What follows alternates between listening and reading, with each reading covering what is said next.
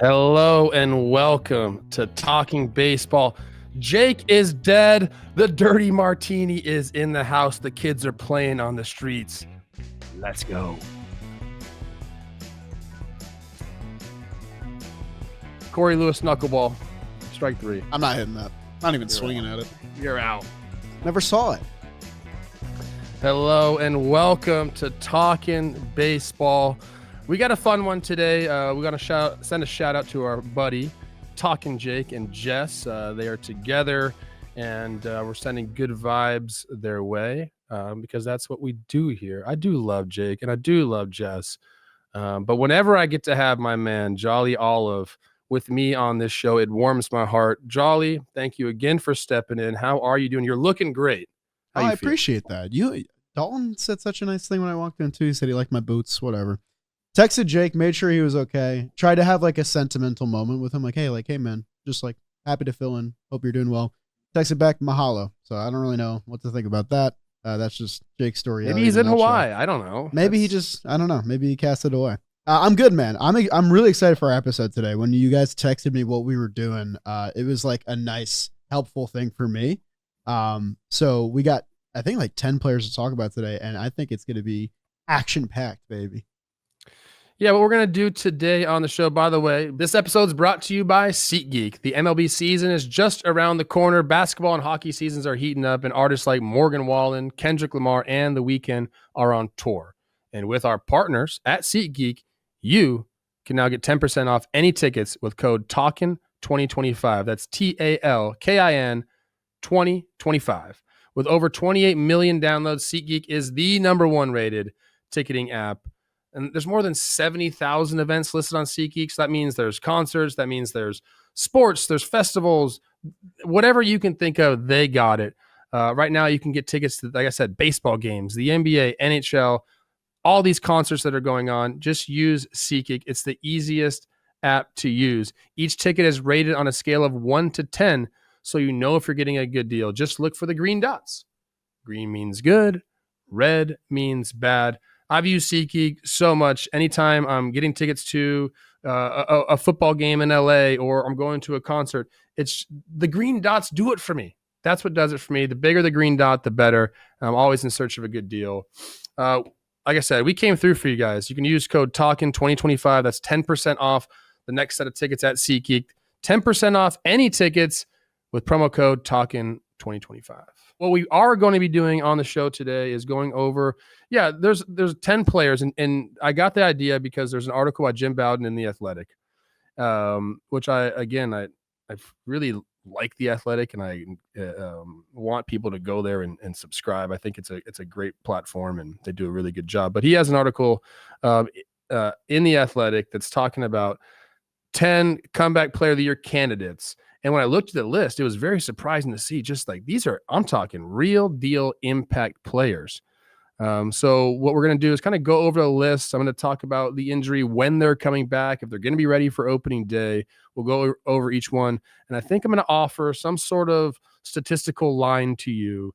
And then we'll just see, over, under, yes, no, and stuff like that. And I do believe it will be good for the people to remember exactly who's coming back, because I don't know if, in my mind, Jolly, it seemed like lately the injuries have been ramping up. And I know we've said that about pitchers, but there's also some position players on this list that you're like, oh my gosh, like they could really make a massive difference for their team. Yeah, this article was helpful because I've had the thought of like, oh, when is Spencer Strider coming back? I don't know off the top of my head. What is Sandy Alcantara going to look like this year? So like this article was great. I highly recommend it. If you want to go familiarize yourself with who's due back, the big stars on teams that are currently injured. But yeah, you are right. I feel like we've ramped up a little bit. I mean, we lost Sean Murphy about 15 minutes before we went and started recording this podcast for 4 to 6 weeks. I mean, that's going to happen in spring training. You're going to get your spring training injuries. It's always a bummer when it does happen. But this is not about that. This is about the guys that are due back, ready to make an impact, you're baby. bringing a downer to the episode. Shout out Sean Murphy. I also got hit in the ribs, and I did miss 4 to 6 weeks. Ow. Same exact thing happened. It's not fun. Take your time. That's what I've been hit in the side with a blitz ball, and I feel like that's kind of the same thing. It hurts for a little bit. The ribs, man, there is nothing you can do about them. And again, take your time. I came back and it was not the same. Anyways, let's start off with our guy Sandy, who is expected back. If you remember, he had Tommy John surgery. That was September 6th of 2023. He missed all of 2024.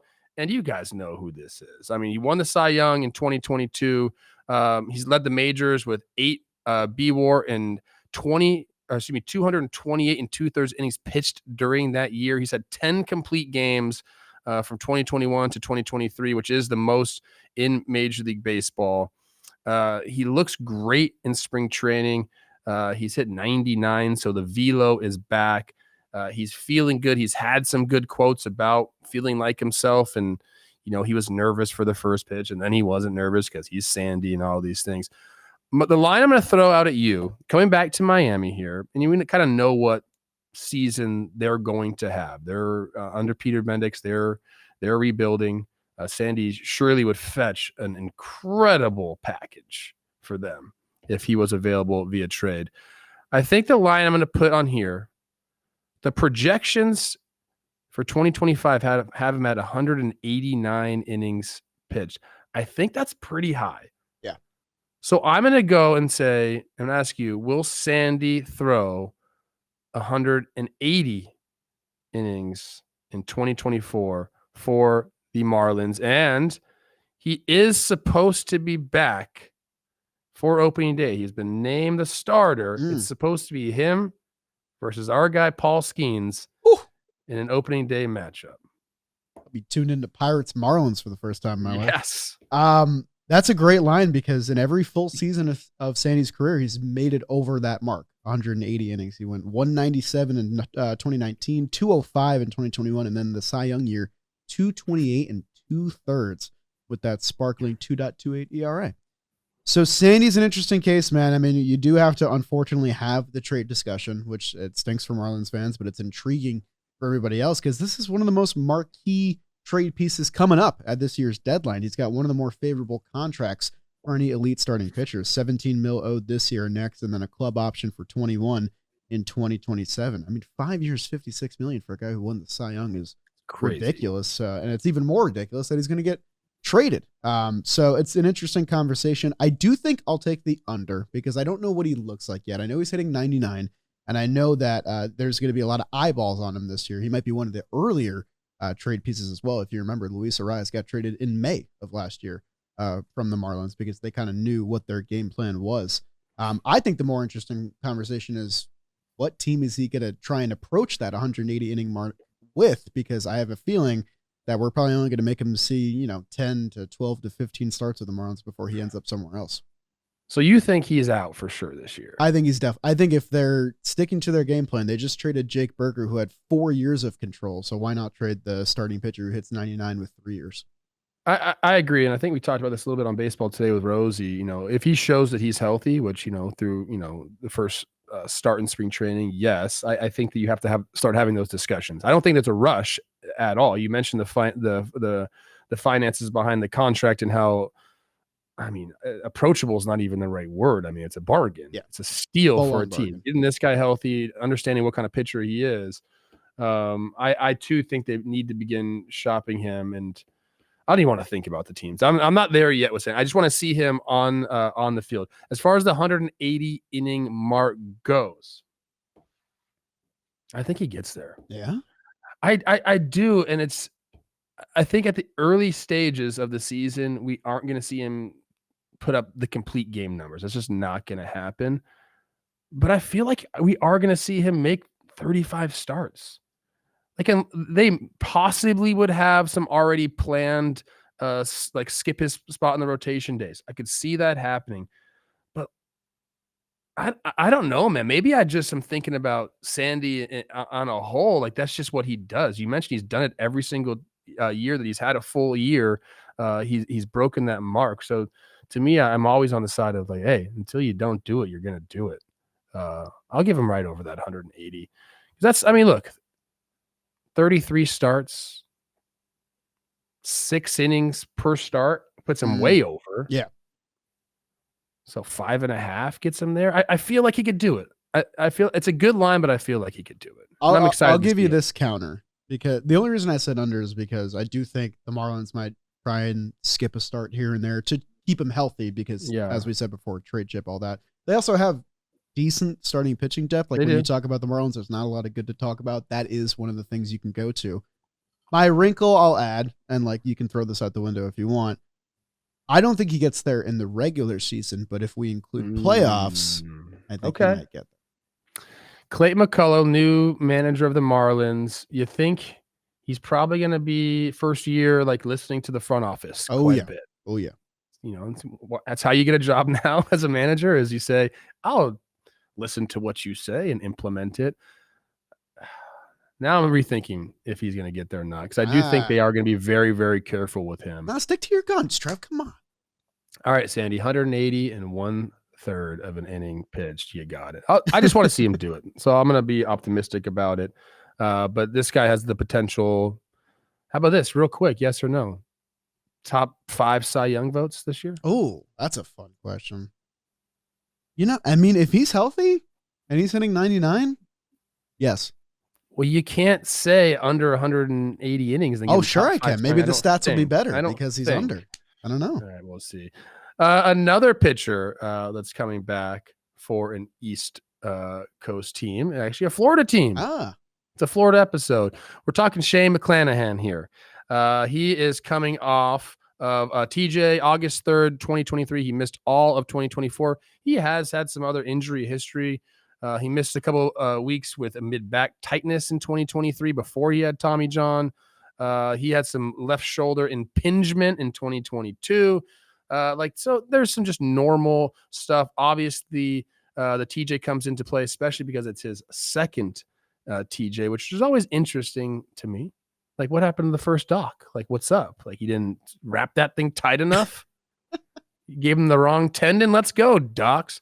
But if you don't know, now you know. 6th in AL Cy Young voting in 2022. He was a 2-time All-Star. He started the All-Star game for the American League in 2022 as well. In 2023, before he had the surgery, he logged a 2.56 ERA through his first 18 starts.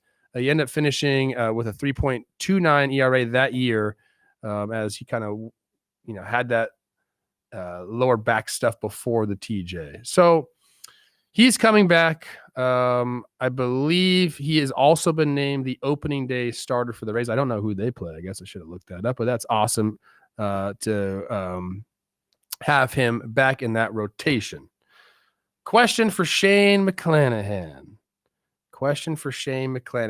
So he has never really eclipsed. He's not like a Sandy type guy. 166 and a third innings. That was in 2022. That was the most that he has thrown in a season. So I will do this. We're going to go starts instead. Right now, the projections for him are 26 starts, 159 innings pitched to a 3.44.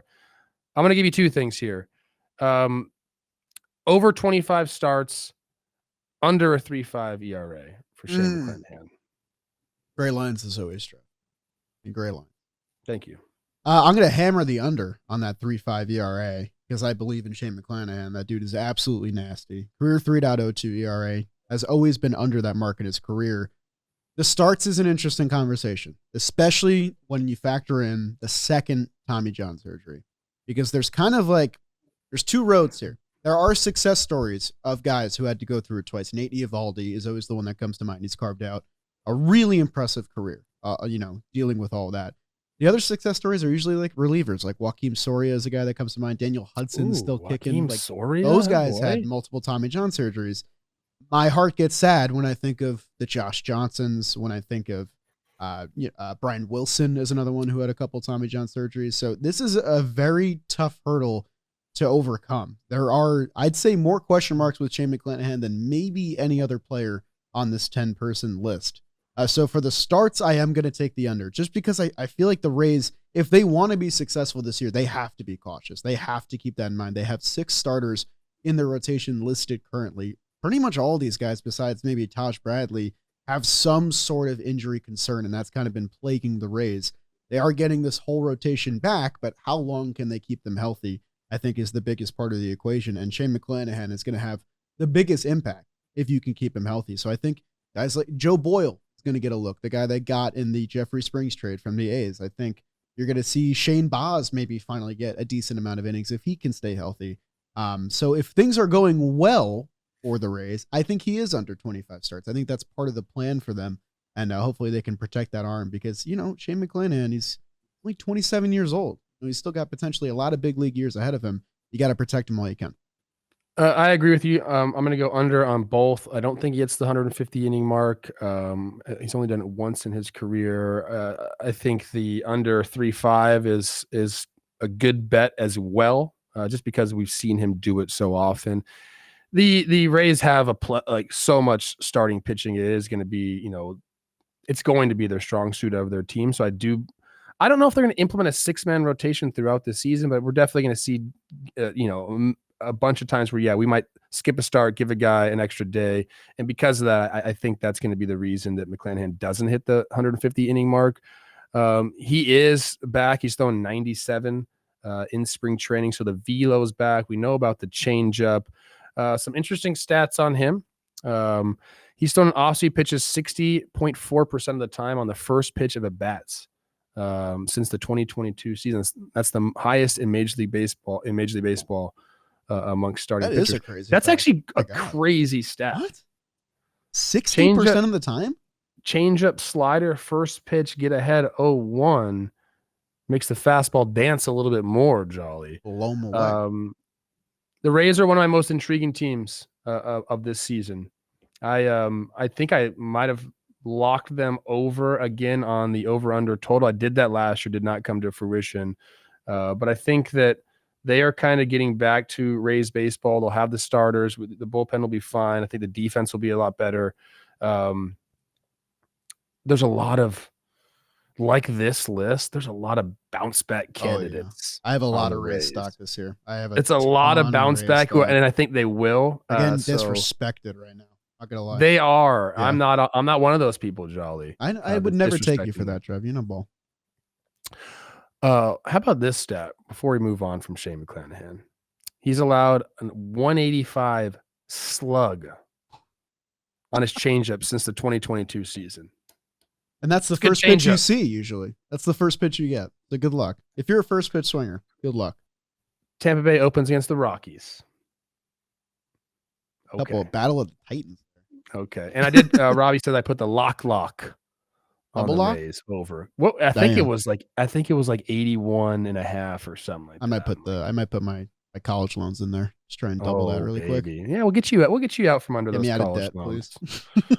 All right, Shane McLanahan, we're excited to see you back. Today's episode is sponsored by Best Western Hotel and Resorts. Life's a trip, so why not make the most out of it? With over 4,000 hotels worldwide, Best Western is there for every detour, destination, and unexpected turn along the way. Whether you're hitting the road, traveling for work, or chasing the next big game, there's a room waiting for you. But a great stay isn't just about rest, it's about what comes next. Because travel isn't always predictable, but that's what makes it great. Best Western's there for every wrong turn that leads to the right story, and every unplanned turn that becomes a highlight, and every moment that makes a lasting memory. So, stay out a little later, take the scenic route, and make the most of the ride. Ready to get going on your next adventure? It's waiting for you at Best Western. Life's a trip. Make the most of it at bestwestern.com. This one's near and dear to your heart, Jolly. Our guy, Jacob deGrom. Now, he's coming back from a plethora of stuff. He had TJ. He's a two-time Tommy John guy. He had it April 29th of 2023. He came back for 3 weeks at the end of the season in 2024. Some other injuries he's dealt with. I mean, it's a lot. Rotator cuff tendonitis back in 2014. He hyperextended his right elbow in 2018. Soreness, tightness in the elbow and the side, the forearm tightness in 2021. He had a scapula stress reaction in 2022. It's been, unfortunately, it's become the story of Jacob deGrom in his career. As we know, what kind of pitcher he can be when he's healthy. I mean, 4-time All-Star, 2-time Cy Young winner. He won the 2014 NL Rookie of the Year. He was top 10 in NL Cy Young from 2017 to 2021. He's been the guy. He hasn't made more than 15 starts in a season since 2019. I hate that stat so much. It's a tough one. I hate that stat. And now he's with the Rangers. And I think I'm going to do a more team-based question here because I don't want to put numbers on Jacob deGrom because I'm kind of scared to do that. And this might be a question I ask for some of these guys down the road as well. Is Jacob deGrom pitching in the playoffs this year? Oh, that's a multifaceted question. It is a multifaceted question. The bounce back Rangers are similar to the bounce back Rays that we talked about. I know a lot of guys have stuff to prove on the Rangers. You're a smart guy. You have stock in the Rangers. I'd like to start this discussion with a story. If that's okay with you. Me and Chris Rose recently went to Arizona. We went to a lot of clubhouses. It was a lot of fun. One of the clubhouses we visited was the Texas Rangers. And when I'm in the clubhouse, I'm all business, getting my stuff done with Dan Rourke, even though he's got the camera out of focus half the time. It's fun.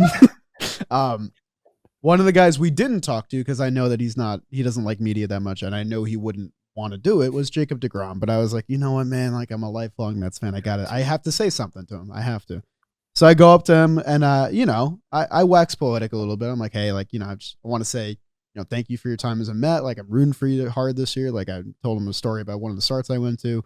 And, it was like 30 seconds of like some deep emotional baseball fan stuff.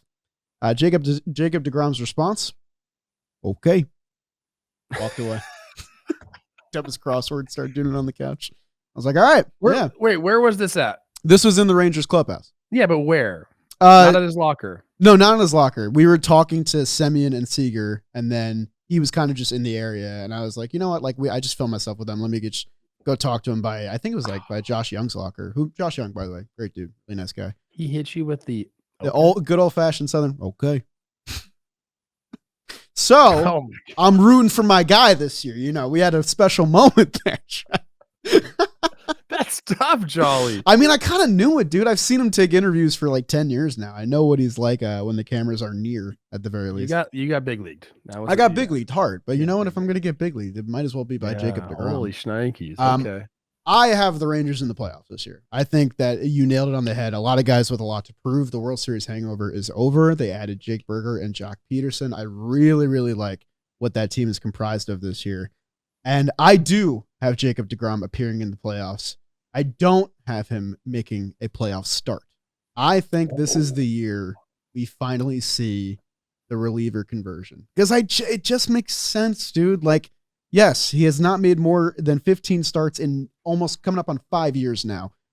The Rangers have to get something out of this contract. I hate to say this. This is becoming one of the worst contracts in baseball if you can't keep him on the field. He's getting paid $40 million this year. There's not a lot of players in the sport that are getting that much money on an annual basis. They've gotten 10 2/3 innings out of him last year, 30 1/3 the year before. Obviously, when he's healthy, he's the best pitcher in the game, and I don't think anyone would dispute that. But you have to keep him on the field, and the way you can do that is, hey, the Rangers didn't add a lot to their bullpen this year. I like their starting pitching depth decent enough. I know the lineup can bang. Why not make him this super 6-out closer that when you get to the 8th inning of the game with the lead, the game is over, dude? Because it's Jacob deGrom throwing 102 out of the pen with devastating slider. Like, I just think this is the path to success for them. It's obviously not what they envisioned, and they're not going to do this. I want to preface this by saying there's no way the Texas Rangers do this. I'm not actually believing that this is going to be a thing. But if they're in the playoffs and say they traded for a couple starters like they did in 2023 with Jordan Montgomery, then why not, dude? Why not protect him? Get your 5 innings out of the guy you trust in the rotation, and then get the bridge bullpen there, and then just shut it down with Jacob deGrom. That's how you're going to win some postseason games. So I do have him pitching in the playoffs, just in a different role. Okay. Jacob deGrom owed $40 million this year, then $38 in 2026, $37 in 2027, and then there is a mutual option in 2028 for $37. So there's a lot of money still to be paid. I think my question more, about the playoffs. Yeah, I get the Rangers. I think I'm buying Ranger stock as well. I think that they're very much prime for a much better year than last year. I think so too. It was a weird thing for them last year. I think the question was, and I'm knock on wood here, I think the way I was thinking about it was, is he going to be healthy? Yeah. Not, are the Rangers going to make the playoffs, but is he going to be healthy when they're in the playoffs?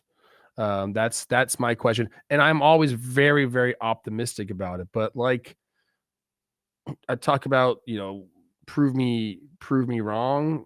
Like I guess prove me wrong that he's going to be in there. I actually don't mind your take on moving him to the bullpen. I still think they're going to try to get some starter value out of him. Absolutely, you have to. It's $40 million is a lot to It's pay insane. for that. But I do think he is a candidate for kind of the way I see pitching going, the new age strategy, which would be, we don't need guys throwing 6 innings, dude. Like we don't, let's just kind of carry more of the swing or not opener, but like 4.5, 5 innings a start, whatever you want to get. I think that maybe is the future, and that's could be the future for a guy like Jacob deGrom. A lot of piggyback type stuff. Yes, so I was going to ask you sort of something like that. Like I think I hate to Yankify this entire thing, but we know what the situation is now with Giancarlo Stanton and the Yankees. I think they're kind of just letting him skip a decent chunk of the year to have him ready for the playoffs because they expect to be there. What would be your take if that's what the Rangers decide to do? I think everyone kind of believes that deGrom is not fully 100% still. He's still working his way back. We even have it in the note sheet that it's going to be kind of tight if he's even ready for opening day. What would you think if the Rangers said, okay, let's just give him half the year, fully rehab, fully get healthy, get back to a place where you think you're 100%, then come back and be ready for October? I think it's, if you're a team that really believes you're going to be in the playoffs almost no matter what, and there are a handful of those teams, I think it's a strategy that you employ. Yeah. I do.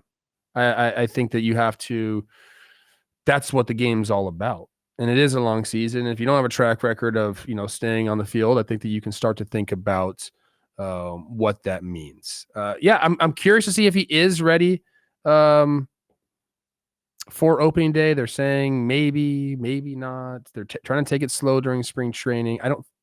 If you're the Rangers, here's my advice. Chris Young, we played against each other. I hit a triple off you one time.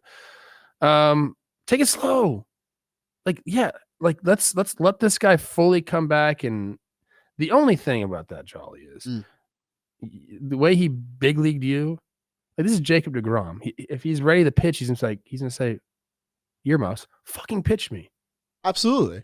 So there's that aspect to it too. Trev, I'm gonna root. You gotta convince these guys to kind of go to that next phase of pitching, in my mind. And Jacob deGrom, since he's been around for so long, not really thinking like that. He probably still wants to throw 180, 200 innings. It's just, you got to be realistic at some point. Yeah, this guy had tears in his eyes when he got the news last year that he was going to miss the entire season, and he's usually not a guy that's forthcoming with emotions on camera. So that really hit home for me. I was like, damn, you can tell this guy wants to be out there. He wants the ball desperately. He loves baseball. So I do agree. I don't think they're going to be able to take the ball away from him if he feels like he's healthy. It's just, you got to protect him the best you can. I'm going to lump both these next guys together since they do play for the same team. We're talking about Spencer Strider and our guy, Ronald Acuna Jr. Spencer's coming off internal brace surgery, which I think is just a fancy word for Tommy John Light. Not in my book. Is that what we're talking? Dr. Plouffe, okay. He did have Tommy John in 2019 while he was at Clemson. Now, again, April 7th, he had the internal brace surgery, so he missed all of 2024. He's going to miss into 2025. They don't exactly know when he's going to be coming back. They're hoping late April, early May. We're talking about, I believe, Spencer Strider, one of the best pitchers in all of baseball. And I guess that's the consensus thought on him, but maybe we've forgotten a little bit because he wasn't there last year. 2023 All-Star, 4th in Cy Young in 2023, 2nd in the Rookie of the Year in 2022. He led the league in wins, Ks, FIP, and Ks per 9 in 2023. So that's the kind of guy that he can be. And then Ronald Acuna Jr. This is tough for me, man. It's all knees for this guy. He had the right ACL tear in 2021. That kept him out until the end of April in 2022. Left ACL tear on May 27th of 2024, so he missed 2024. He'll be back sometime in May as well.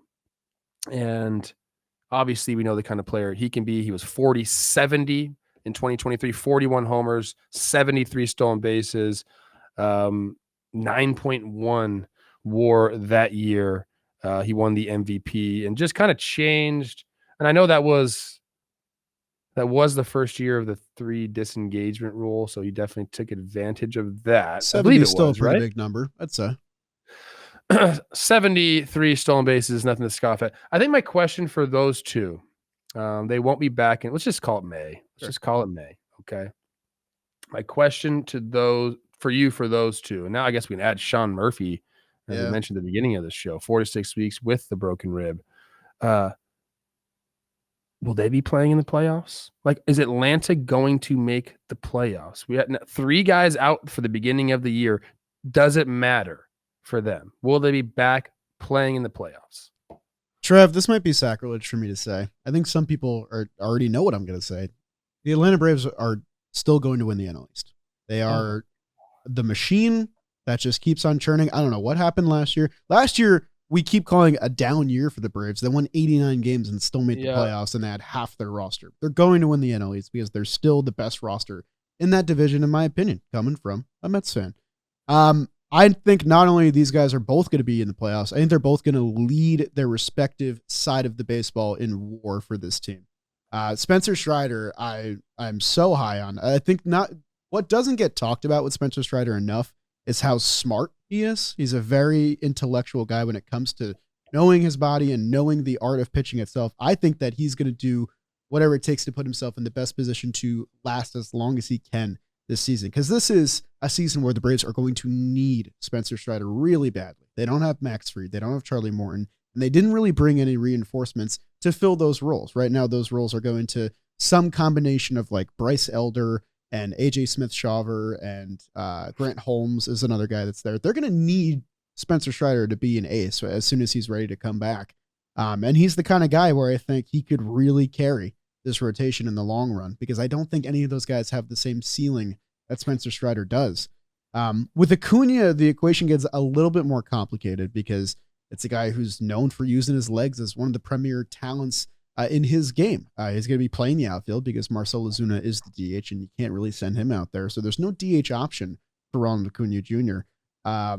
He's an interesting case, but I just still believe in the pure raw talent of Ronald Acuna Jr. The ACL tear in 2021 was a freak injury. I still feel like he's just been a victim of a lot of freak injuries because of what his game is like. So maybe you'll see a toned back version of Ronald Acuna Jr., but that talent is still there. He's still one of the best power hitters in the game too, which doesn't get talked about enough. And when they're both back, they are going to lead the way for the Atlanta Braves easily. Yeah, that was kind of a silly question. They're going to be in the playoffs. I also believe in this roster. I think there's a bunch of guys that never even get mentioned who are just excellent players, like Money Mike in center field, and Raisel Iglesias. Like there are guys on this team that, I mean, we didn't even talk about Austin Riley anymore. I mean, they are stacked. I don't know if they're going to win the NL East. I don't know if I'm with you there. So I think there's some pretty dang good teams in the NL East. I'm always a Phillies guy. 95 wins for them last year. But yeah, they'll be playing in the playoffs. I think the thing for me and Acuna was, do you find some days? Excuse me? What are you laughing at? When you walk in on him with another man. Huh. You like it. You That's like slick. it. Okay. Is that for me? Because I picked up the slack. He got me coffee. Why does it say Jake on it? Head to the YouTube page if you're only on the podcast apps, and you get to see a little bit of Jake Story Alley in a trench coat? Yeah, it was like a pea coat or something. I don't like seeing Jake in normal getup. Freaks me out. Yeah, he actually looked good today. Okay, I'll give him that. I wonder with Acuna, you don't think they can find some DH days for this guy somewhere? Azuna, you can't throw Marcell out there and just say, valuable. Just stay where you're at and try to catch the fly balls. That's a big left field, Trev. That's a big left field out in Truist. They got to do something to keep these guys healthy. Yeah. His game is going to change. If you're Acuna, you got to figure some things out. We're not going to see the stolen base levels. No. It's tough because a guy like him, an athlete of his ability, is so confident, and they want to continue to showcase their skill set. So it's almost like we're talking about Jacob deGrom. Like, you're going to tell this guy he can't pitch when he's ready to pitch. Yeah. You're going to tell Acuna that he can't steal stolen bases when obviously he's feeling good. But they have to convince him to kind of tone it down and stay healthy. I believe this Braves team has a chance to win the World Series for sure this year. So I'm in on both of them coming back and contributing in the playoffs. I am. And Sean, I'm sorry, man, that you're dealing with that. Who hit him? I don't know. Actually, that's a great question. Rob's on it. He's already typing. Mine was it Husker Yanoa or Michael Yanoa? I think there was two Yanoas. He was a Brave. Where's he at? Just freaking nailed me in the ribs. It was tough. Fastball? About 96. Ooh. I even rubbed dirt on it, Jolly. There's a video of me. I just messing around. I rubbed dirt on it. Okay, tough guy. Stayed in the game. Played four more games after. Hit a homer. Okay. How much did that homer hurt to hit? It's not about me, guys. Okay. Like your stories. We're going to be talking about DraftKings here. Who's scoring big in the NBA season? You are, with all the new ways to get in on the action with our partners at DraftKings Sportsbook. Right now, all new customers who bet just $5 will get $150 in bonus bets instantly when you use the code Talkin. That's TALKIN. For monster slams to dishing the rock to cleaning the glass. That's what I did. Get behind your favorite players and prop bets you can make on DraftKings, the home of NBA player props. It's really easy, guys. All you have to do is download the DraftKings Sportsbook app now. New customers, use code Talkin. You bet just $5 on any wager, and you get $150 in bonus bets instantly. That's code Talkin. $5 wagers gets you $150 in bonus bets only at the DraftKings Sportsbook. The crown is yours. Let's go through these a little bit quicker, I think. I think those are the ones I really wanted to get into. This is next guy. He's one of the best players of our generation. Injuries, unfortunately for him, have also been kind of a lead story. 119 games in 2022. Last time he played over that was 2019 when he played 134. We're talking about Mike Trout. He had a left knee, a meniscus tear. He had meniscus surgery on April 30th. He missed the rest of 2024. He will be ready for opening day. He is moving off of center field. So they are trying to keep this guy on the field. Do I need to go over the accolades? I do not think I do. 3-time MVP, 11-time All-Star, 9-time Silver Slugger. More broad question. Are we going to get back to a time where we look at Mike Trout and say that's the best player on the field? That's an excellent question. Not to be a Debbie Downer, I think those days are over. Just because when they announced that he was moving off center field, I don't know about you, I could be alone in this. My brain instantly went to, okay, they're finally going to make him a full-time DH, because I think that's where we're at with Mike Trout. I think he's going to be, this is his age. What do we got here? Age 34 season it's going to be for him. Not getting any younger. I know that he's a freak athlete when he's out there. I think everybody knows that, but we just have 5 years worth of evidence now that I don't think he can do the full season anymore. And if the Angels are going to be any sort of relevant, because he doesn't want to get traded, they don't want to trade him, they have to have him out there. And I just think his bat alone is enough to have as a solo DH. Like, if he's healthy, you're going to get a 900 OPS. You're going to probably still get stolen bases. You're going to get 30 home runs plus. I just think that the Angels have enough position players that they can fill out their outfield. They don't need him in right field. And I'm just worried that this move is only too much of a slight adjustment, and it doesn't actually end up keeping him healthy. So that, combined with the fact that even if he does solo DH, you're not ever going to really consider a solo DH the best player in the game. I think that era of Mike Trout baseball, where he was the consensus best dude in the league for a full-on decade, I think it's come to an end, which is unfortunate, but it's also just kind of natural in the game. Yeah, I mean, I guess my question was a little too vague because Shohei Ohtani exists, and I believe he's in any conversation you talk about, he's the best player out there. Obviously, there's other guys, Juan Soto, Aaron Judge, who have a track record. I do believe that we will still see spurts of Mike Trout being the best player. Okay. Like, it's just he's just. I think, like you said, bat alone, get this guy healthy. Like there's going to be months in his future where he hits 12 homers, hits probably 400 and, has a 1.5. Like this guy can still absolutely bang. I think the move from center field, I don't know how much that's going to play. I don't think that really changes too much. It's actually a longer run from the Angels dugout out to right field. Really? Did they think about that a little bit? But Perry Manazian said he's the best shape he's seen him in 4 years since he's been there. Isn't Mike Trout always in? Well, I mean, that's just shape? spring training itis too. But like best shape Mike of my Trout life. always just like a freaking. He's built like a boulder. Yeah, can you point me to a picture of Mike Trout out of shape? Insane. I'm just curious. So yeah, I think for spurts we will see him and have that. I don't think like the days of him getting on the field and dominating are done. I don't believe in that. Do it for a full season. I look, I want this guy to play somewhere else. I don't think that's ever happened. I think that's out. That window has closed. Angels fans used to get so mad at me and Jake. We just tell the truth about their team, and they finally come around and said, "Yeah, fuck." Well, like yeah, everything that we said was right, and now they add in we hate our owner and all these things. I mean, Trev, I was one of the people that when they bought at the deadline 2 years ago, they got like Giolito and all those guys. I was in. I was like, yes. I love that too. Yes. I love that too. Okay. Because I was with the delusionals. Like I wanted to believe that the Trout Ohtani Angels could get there. Oh, so I didn't really believe in their team, but I thought it was what I said was. I'm sorry. I said you had to give that to the fan base. You had to keep Ohtani. Yes.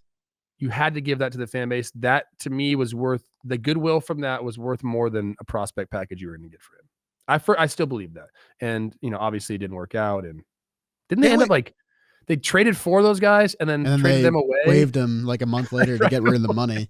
I think in like 10 years, we're going to see Perry Manazian on like a podcast or something. And he's going to tell us what the packages were. And then we can really decide if it was. I'm very curious about that. Okay. Let's move on.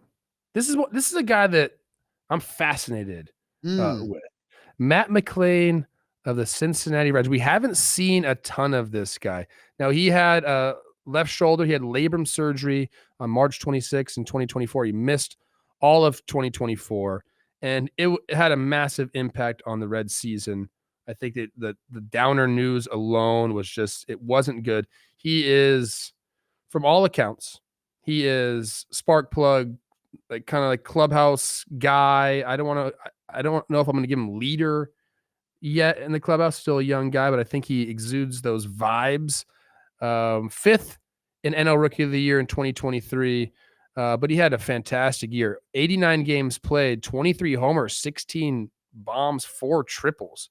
We're talking 43 extra base hits in 89 games. He accumulated 3.1 WAR in that time. Projections in 2025 have him 138. That's a full season. Okay, 622 plate appearances. They got him 30 doubles, 25 homers, 18 stolen bases. So the Reds desperately need this guy. Is Matt McLain an all-star in 2025? That's a great twist. His second base is a little bit like weak. He will be ready for opening day. Okay, good to know. One of the guys we talked to in the Reds clubhouse, I'll say this, one of my favorite people we talked to, gives me clubhouse leader vibe. So when you said that stuff, I kind of lined up with the way I was thinking. Like he gives me that vibe. Okay. So with all that being said, it's crazy that we still have not seen a full season of him. Like we've seen that half season that he missed all of last year. Was it a diving catch in spring training? Just like a workout game or something? Yes, I think it was in just practice. Yeah. That sucks. It wasn't even a game, I think. So for that to happen and to take away the entire 2024 season and put this kind of question mark over Matt McLain, former first round pick, like the talent is very clearly there. And the Reds are just kind of one of the more interesting teams in baseball right now. They have Terry Francona at the helm. Being in that guy's presence was crazy. That's like baseball legend right there. And the NL Central's kind of open for the taking. It feels like any of those teams besides the Pirates could go out there and win it. And Matt McLain is, I think, the biggest X factor on his team. I do think he's an all-star. I'd even go as far to say he's the all-star starter in the National League because of second base is not that stacked. And like, if he does what he did in 2023, which is essentially the half season that leads to the all-star game, then he should be the all-star starter because the dimensions of his game are all there. He steals bases. He hits for power. He hits for average. He's got a great glove out there. He plays multiple positions. Like, what is not to like about Matt McLain going into this year? I think there's an interesting conversation for the best middle infield in baseball. So in Matt McLain and Ellie De La Cruz.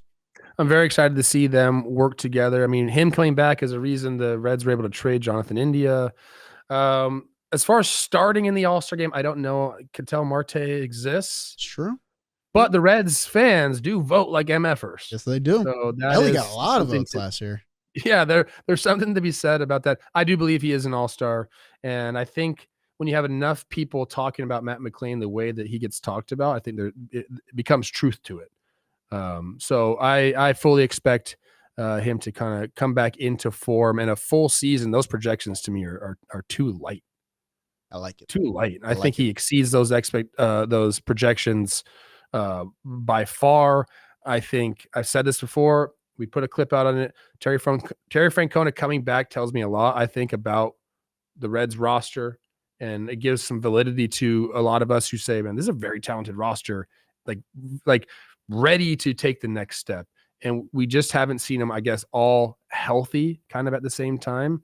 If that can happen, and Lodolo kind of, he's a massive X factor, I think that they have huge potential. Like the NL Central is so wide open right now, man. The Brewers are probably going to win it, but dang, I think the Reds have a shot to be a very good baseball team. So yes, Matt McLain in the All-Star game. No, I don't think he's starting it though. What was their record against the Brewers last year? Let's look at this. Oh, go get that up. 4-9 against the Brewers last year. Beat the Brewers. Win the Central. Here's your kid. Matt McLain wasn't there. Science. Okay, this guy is near and dear to your heart, Kodai Senga. He is coming off a left well, first he had a right shoulder strain that kept him out from March until July. Comes back, left calf strain. He came back and pitched in the playoffs. Dog. That was crazy to see him on the mound because that wasn't like announced, was it? I mean, it was announced pretty shortly after. It was kind of like a fan theory for a little bit, and then they actually did it. It was like, what? He's starting? Like, okay. Anyways, we know what this guy can be because we saw him in 2023. He started 29 games, 166 and a third innings pitched, 200 strikeouts to a 2.98. He was an all-star, second in Rookie of the Year, seventh in NL Cy Young during that season. And then last year came back for the one start, 5 and a third innings pitch. He did strike out 9 dudes. I'm trying to think of a good question specifically for you with Kodai Senga because, you know, this is your guy.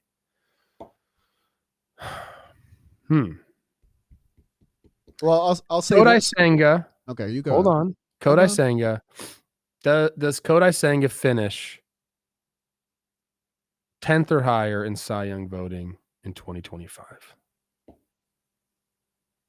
I think no. Pretty high. I think no. I'm going to come out and I'm going to say that. I'm very worried about Kodai Senga. I haven't. Okay. You know, it's a tough spot to be in. I want to believe, you know, he's a big vibes guy in the clubhouse. But there is a reason that he shocked a lot of people in 2023.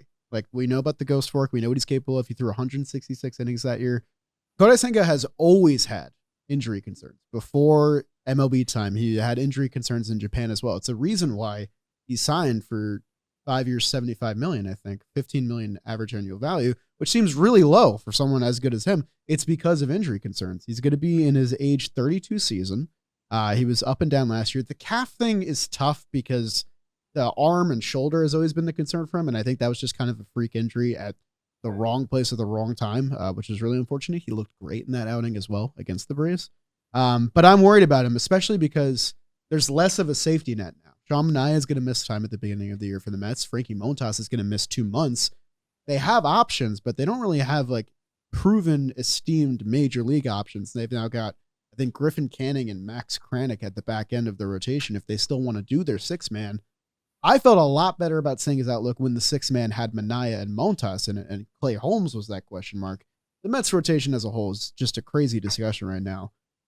But what worries me is that the Mets are going to have to lean on him early in the season, which I think was not part of the original plan.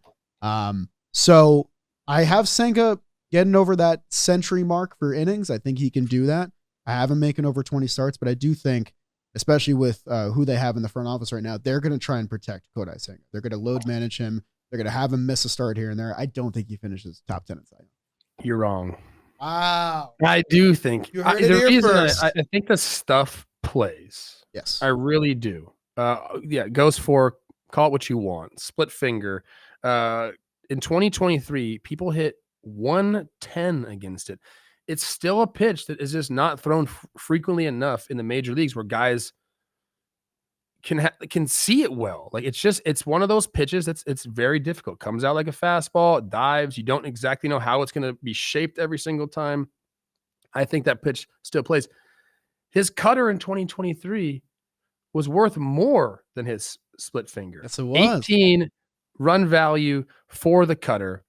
So the fact that he's able to throw like 4 pitches for strikes, I think is when I talk about upper echelon pitchers and what it does to a hitter. If you have a guy that can throw 3 pitches for strikes is awesome. 4 pitches for strikes is now you're just, as a hitter, you're like, what do I do? What is my game plan against this guy? So if he makes his starts, if he makes 25 to 30 starts, I think he does end up finishing that high in the Cy Young voting. There's just not many pitchers around the league that can do what he does. So yeah, I'm going yes. I think the Mets gives him a little bit of a boost because they will be relying on him. They are one of the stories of the season. We know who votes for these things. It's writers. So I just think if he does his job and leads that rotation the way I think he's going to, I don't think he's been named opening day starter, but he will be opening day starter for the Mets. I'm all in on Kodai Senga, man. We can't like, he was hurt last year. Don't forget about what he did in 2023. That's the thing, man. He was the ace of it. I mean, that was supposed to be like, Kodai Senga was the wild card behind Verlander and Scherzer. It's like, if you get anything out of him, great. You got everything out of him, and the other two didn't really pan out. Don't forget what he did. I agree. He's going to walk some guys. Nasty.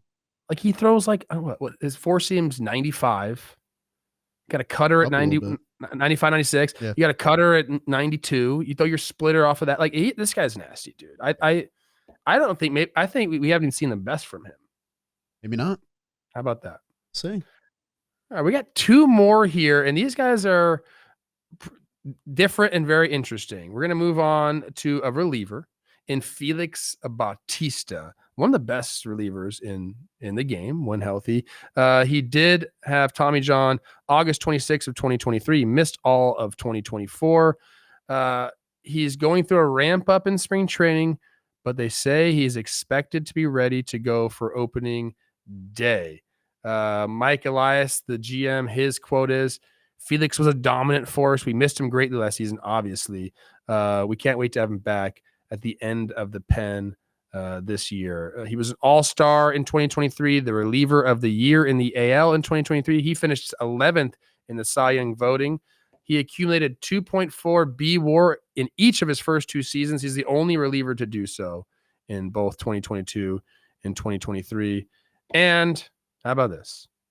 Among relievers, 198 Ks 2022, 2023. That led all of relief pitchers in Major League Baseball. Question for Felix Bautista.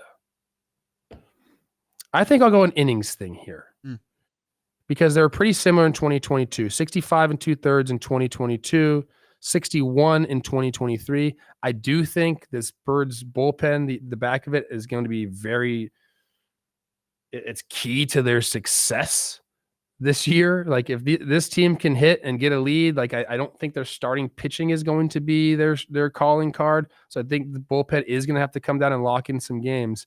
Will we see him reach that 60 inning mark?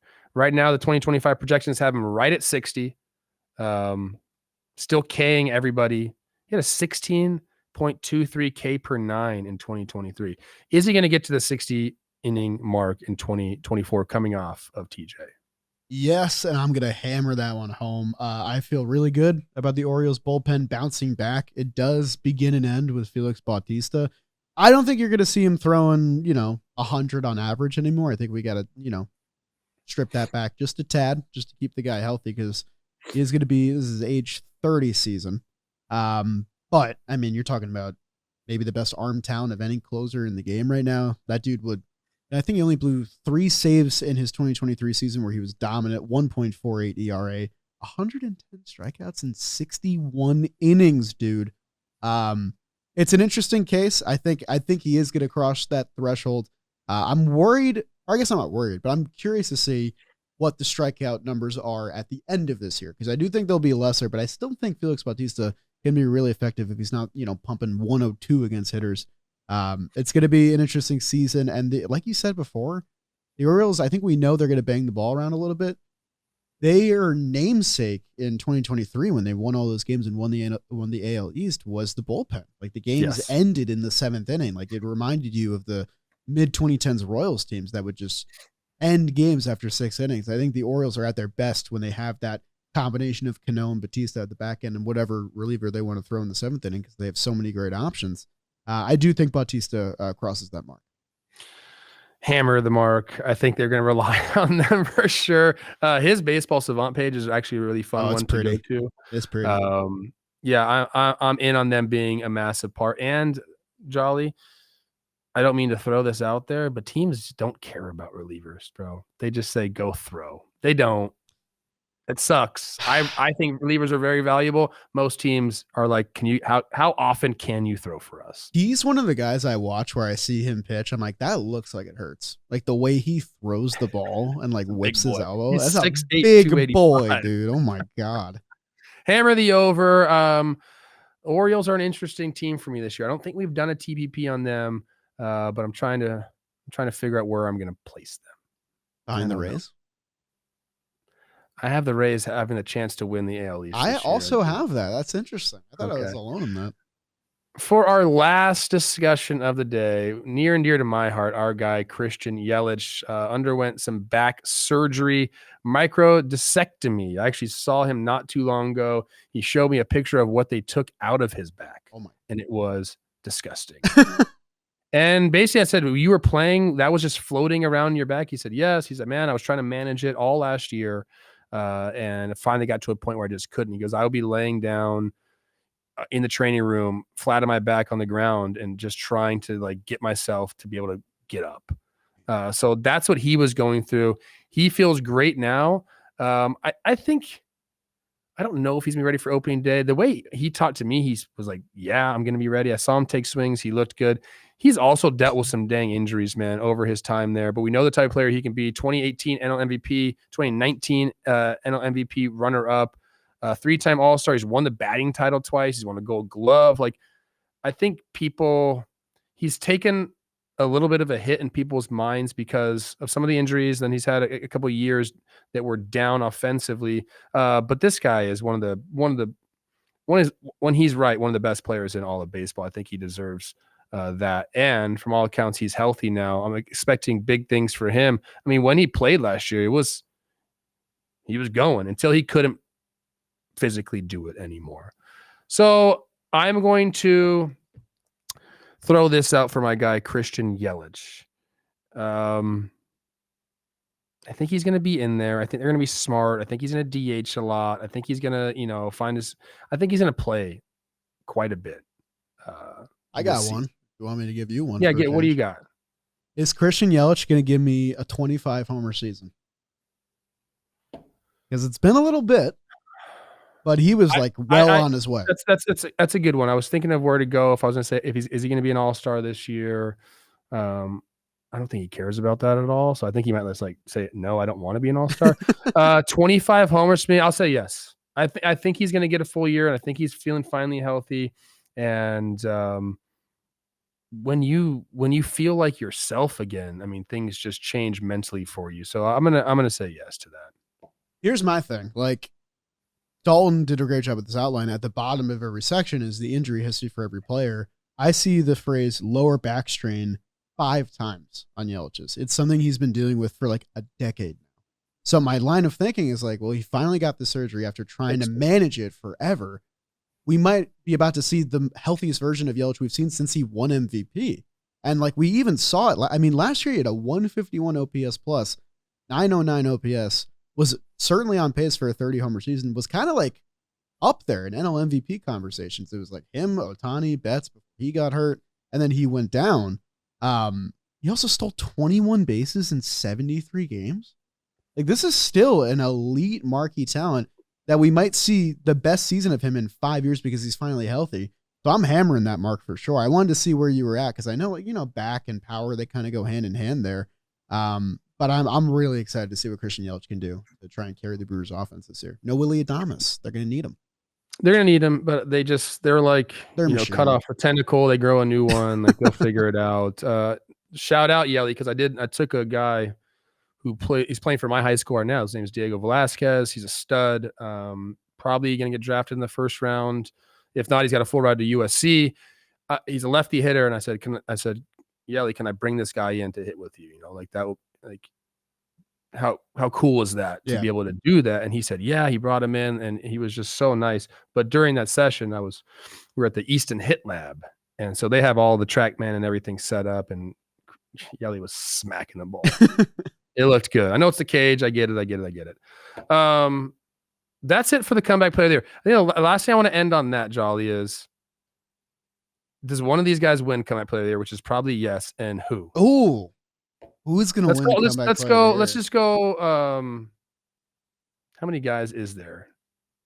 I think I have 10 here. 10 here, and most of them are in the National League.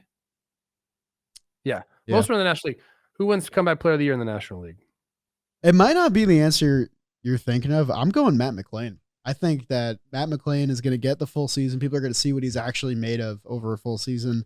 The Reds make the playoffs, and I think he's the face of it. I give me Matt McLain. I'm going to go Spencer Strider. He's missing a month. I don't know. Does that work against him? He just has the charisma. I think I don't know, man. I think he can come back and be like the most dominant pitcher in baseball, and because of that, I think he ends up winning. I don't know. McLain's a great answer too.